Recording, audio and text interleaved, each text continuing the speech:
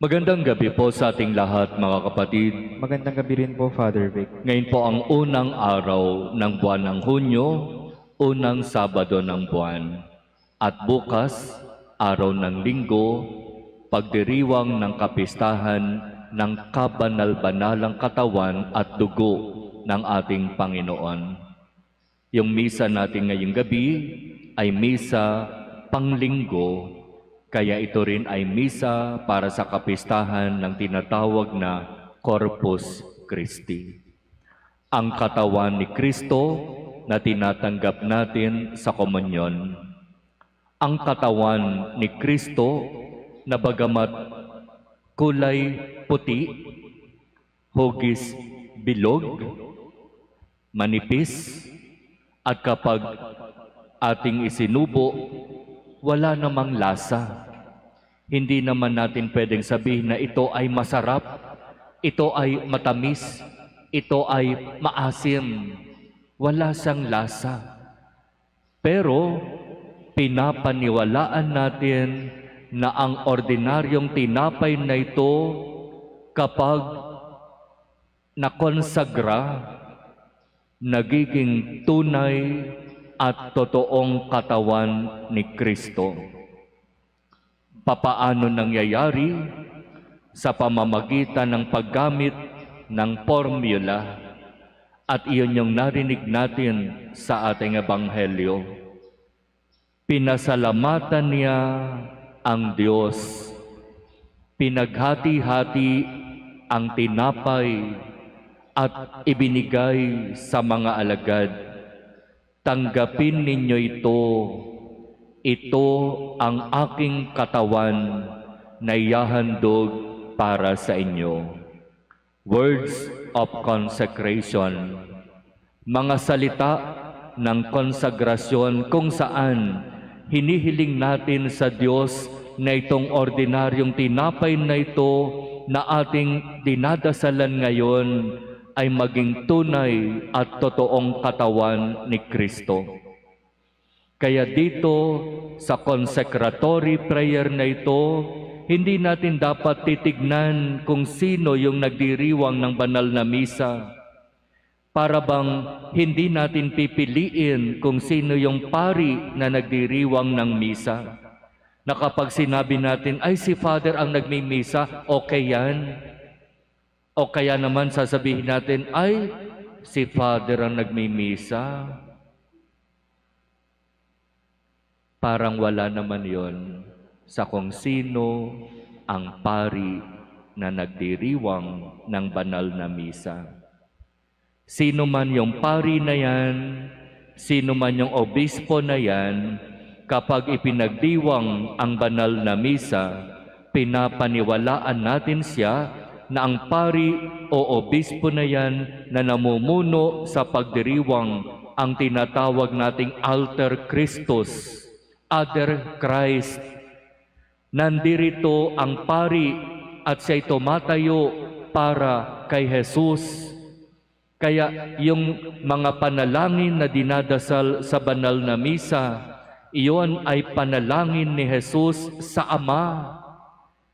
Iyon ay panalangin na binibigkas ng pari na umaasa at nananalig na ang lahat ng panalangin na iyon na binibigkas ay ipagkakaloob ng Diyos. Kaya doon sa consecration part ng misa, kapag itinataas na ng pari ang tinapay, kapag itinataas na ng pari ang dugo, pakinggan nating mabuti ang mga salita na kanyang binibigkas, sapagkat ang mga salita na iyon ay mga salita na si Jesus mismo ang nagsabi doon sa huling hapunan. Kaya napaka-importante ang pananampalataya dito sa ating ipinagdiriwang. Na kapag kayo ay lilinya sa komunyon at sasabihin ng tagapagbigay ng komunyon, katawan ni Kristo, sumasagot kayo, di po ba? Amen. Bagamat ngayong panahon ng COVID, lalo na nitong nakaraang 3 taon, medyo nagkaroon ng restriction. Sinasabi na ng pari sa altar table, katawan ni Kristo, at sumasagot kayo sa inyong lugar, Amen. Para kapag tatanggapin ng katawan ni Kristo, diyan sa communion line, hindi na magbubukas pa ng bibig at magsasalita ng Amen. Pero ngayon, unti-unti, halos lumuluwag na ulit ang ating sitwasyon. Pwede na ulit magsabi ng Amen kapag ibibigay ang katawan ni Kristo sa inyo. Kapag tatanggapin natin ang katawan ni Kristo sa komunyon at sumagot tayo ng Amen, umaasa ang Diyos, tunay tayong naniniwala na ang tinatanggap natin ay ang totoong katawan ni Kristo. Kaya dapat magiging maingat tayo sa pagtanggap. Na para bang pwede nating ihalintulad ang pagtanggap natin sa katawan ni Kristo sa pagtanggap ng isang mamahaling diamante. Na dahil mamahaling diamante, iingatan mo. Hindi mo hahayaan na malaglag. Hindi mo hahayaan na liparin. Dahil mas higit pa sa mamahaling diamante, kapag inilagay na sa iyong palad, talagang sisiguraduhin mo na hindi ito liliparin, hindi ito malalaglag, at kapag i-consume, sisiguraduhin mo na walang small particles na maiiwan sa palad mo. At kung meron mang naiwan na maliliit na mga particles diyan, kukunin mo yon at i-consume mo rin yon. Hindi mo yon ipapagpag, sapagkat iyon ay katawan ni Kristo. Napaka-importante sa ating pananampalataya. Kaya kung ipinagdiriwang natin ang kapistahan ng Corpus Christi, kabanal-banalang katawan ni Kristo, di ba, kung tinatanggap natin ng buong puso ang katawan ni Kristo sa bawat pagdiriwang ng banal na misa, di ba dapat tayo rin ay maging katawan ni Kristo sa bawat isa? Anong ibig sabihin nun?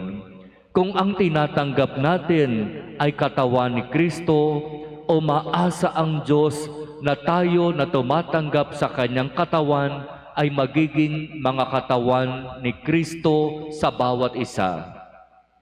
Kung saan nararanasan ang pagbibigayan, ang pagmamahalan, ang pagtutulungan. Di ba iyan yung napakagandang itinuro ni Jesus sa atin?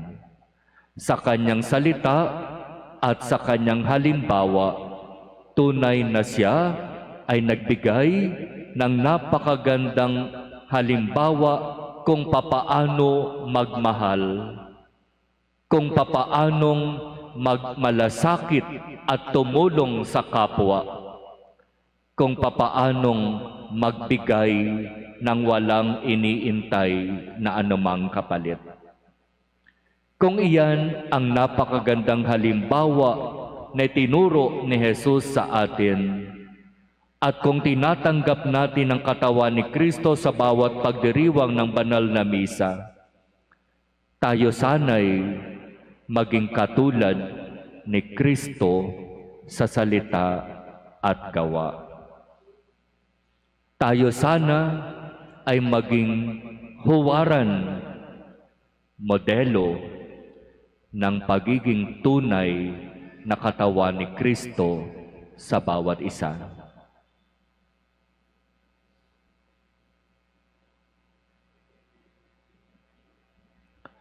Amen.